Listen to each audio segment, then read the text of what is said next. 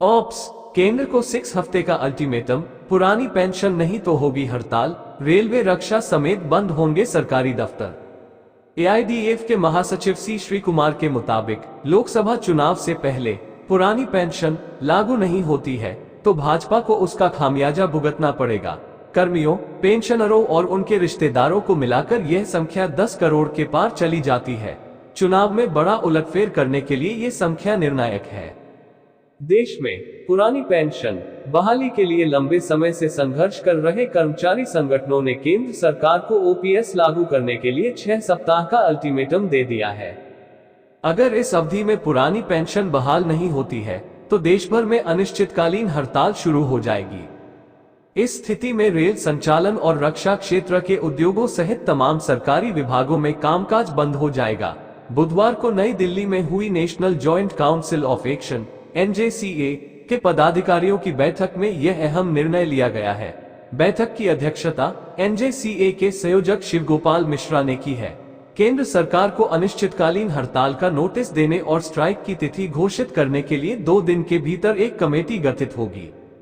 गत वर्ष दिल्ली में हुई थी 4 बड़ी रैलियां। केंद्र एवं विभिन्न राज्य सरकारों के कर्मचारी पुरानी पेंशन बहाली के लिए गत वर्ष से ही आंदोलन कर रहे हैं। कर्मचारी संगठनों ने विभिन्न तरीकों से अपनी बात सरकार तक पहुंचाने का प्रयास किया है।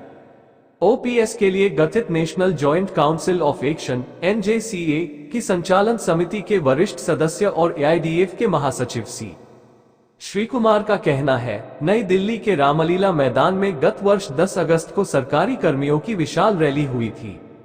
उस रैली में लाखों कर्मियों ने हिस्सा लिया था। 1 अक्टूबर को रामलीला मैदान में ही पेंशन शंखनाद महारैली आयोजित की गई। इसका आयोजन national movement for old pension scheme (NMOPS) के बैनर तले हुआ था। NMOPS के अध्यक्ष विजय कुमार बंधु ने कहा, पुरानी पेंशन कर्मियों का अधिकार है, वे इसे लेकर ही रहेंगे। इसके बाद 3 नवंबर को confederation of central government employees and workers के बैनर तले रामलीला मैदान में ही तीसरी रैली आयोजित की गई। इस रैली में all India state government employees federation सहित कई कर्मचारी संगठनों हिस्सा लिया था। National mission for old pension scheme Bharat के बैनर तले 10 दिसंबर को all India NPS employees federation द्वारा जंतर मंतर पर रैली आयोजित की गई। इस संगठन के राष्ट्रीय अध्यक्ष डॉक्टर मनजीत पटेल ने रैली को संबोधित किया था। अनिश्चितकालीन हड़ताल के लिए सहमति एआईडीएफ के महासचिव सी श्रीकुमार के मुताबिक लोकसभा चुनाव से पहले पुरानी पेंशन लागू नहीं होती है तो भाजपा को उसका खामियाजा भुगतना पड़ेगा। कर्मियों, पेंशनरों और उनके रिश्तेदारों को मिलाकर यह संख्या 10 करोड़ के पार चली जाती है। चुनाव में बड़ा उलटफेर करने के लिए ये संख्या निर्णायक है। देश के 2 बड़े कर्मचारी संगठन रेलवे और रक्षा सिविल ने अनिश्चितकालीन हड़ताल के लिए अपनी सहमति दे दी है। स्ट्राइक बैलेट में रेलवे के 11 लाख कर्मियों में से 96% कर्मचारी ओपीएस लागू न करने की स्थिति में अनिश्चितकालीन हड़ताल पर जाने के लिए तैयार है। इसके अलावा रक्षा विभाग सिविल के 4 लाख कर्मियों में से 97% कर्मी हड़ताल के पक्ष में है। 20 और 21 नवंबर को 400 डिफेंस यूनिट, 7349 रेलवे स्टेशन, मंडल व जोनल दफ्तर, 42 रेलवे वर्कशॉप और 7 रेलवे प्रोडक्शन यूनिटों पर स्ट्राइक बैलेट के तहत वोट डाले गए थे। विभिन्न केंद्रीय कर्मचारी संगठन एवं राज्यों की एसोसिएशन भी ओपीएस के मुद्दे पर एक साथ आ गई है। रिले हंगर स्ट्राइक के बाद भी सरकार मौन। केंद्रीय कर्मचारी संगठनों ने 8 जनवरी से 11 जनवरी तक रिले हंगर स्ट्राइक की थी। इसका मकसद सरकार को चेताना था। National joint council of action (NJCA) के संयोजक शिवगोपाल मिश्रा ने रिले हंगर स्ट्राइक के अंतिम दिन सरकार को चेतावनी दे दी थी कि ओपीएस बहाली के लिए अब कोई धरना प्रदर्शन नहीं होगा। सरकार हमें अनिश्चितकालीन हड़ताल करने के लिए मजबूर कर रही है। देश में अगर 1974 की रेल हड़ताल जैसा माहौल बना तो उसके लिए केंद्र सरकार जिम्मेदार होगी।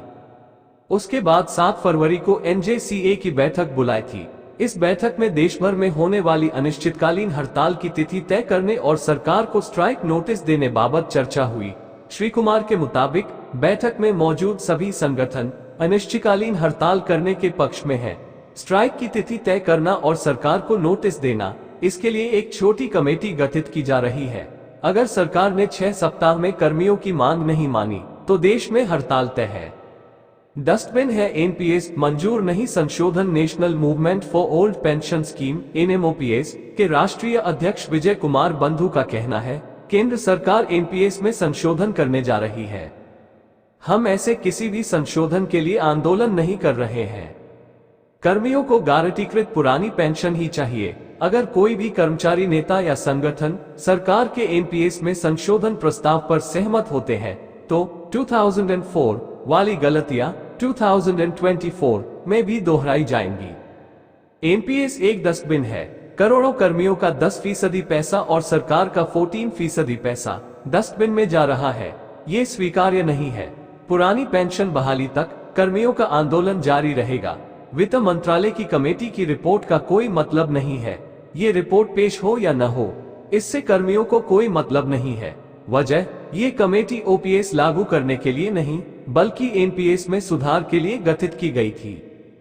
कमेटी इन विषयों पर तैयार कर रही रिपोर्ट वित्त राज्य मंत्री पंकज चौधरी ने संसद में नई पेंशन योजना के बाबत पूछे गए एक सवाल के जवाब में बताया, राष्ट्रीय पेंशन प्रणाली के मौजूदा ढांचे और संरचना जैसा सरकारी कर्मचारियों के लिए लागू है के आलोक में क्या उसमें किसी प्रकार के बदलाव किए जाने उचित है। इस बाबत वित्त मंत्रालय की कमेटी विचार कर रही है।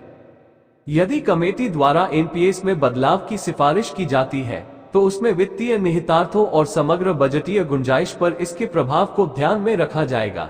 कमेटी का कार्य ऐसे उपाय सुझावित करना है जो राष्ट्रीय पेंशन प्रणाली के तहत शामिल सरकारी कर्मचारियों के पेंशन संबंधी लाभों में सुधार लाने के दृष्टिगत संशोधन करने के लिए उपयुक्त हो, ताकि सामान्य नागरिकों के संरक्षण के मद्देनजर वित्तीय विवेक को कायम रखा जा सके।